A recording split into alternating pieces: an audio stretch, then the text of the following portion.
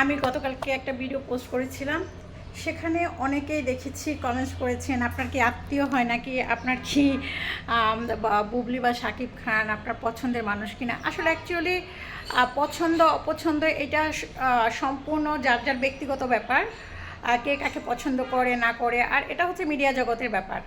আমি একজন মা হিসাবে আরেকটা মায়ের জন্য সিম্পেথি হইল এটাই। এটা অপবিশ্বাসের জন্য হইলেও আমি একই কথা বলতাম।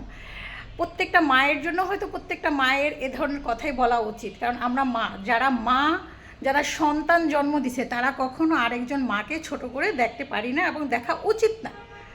মানবতার দৃষ্টিকোণ থেকে দেখতে গেলেও একটা মায়ের জন্য ভালোবাসা তৈরি হয়, ঠিক তেমনি একটা বাবাও তাই।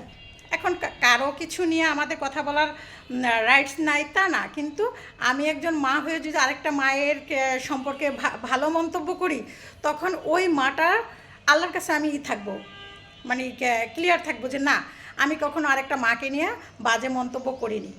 এগুলি অনেক মহিলারা করে, যাদের সন্তান আছে, ছেলে মেয়ে অনেক আছে, তারা কিন্তু মানুষকে ছোট করে দেখে, আবার বলে 40 বছরের পরে বাচ্চা হবে কেন।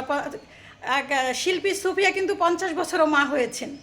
আপনারা সব সময় দেখবেন মায়েরা মায়েদেরকে ছোট করে, এটা কখনো ঠিক না, এটা করাই ঠিক না।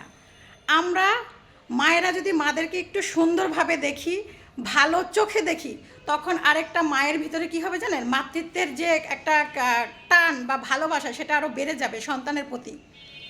তো বর্তমান প্রতিযোগিতার যুগ, আমরা কি করি, মানুষকে ছোট করার জন্য, মানুষকে খোঁচা মেরে কথা বলার জন্য পিছনে লেগে থাকি। এটা দরকার নাই, কিন্তু দিন শেষে কিন্তু আল্লাহ আছে, আপনারও সন্তান আছে, আমারও সন্তান আছে, আরেকজনেরও সন্তান আছে। প্রত্যেক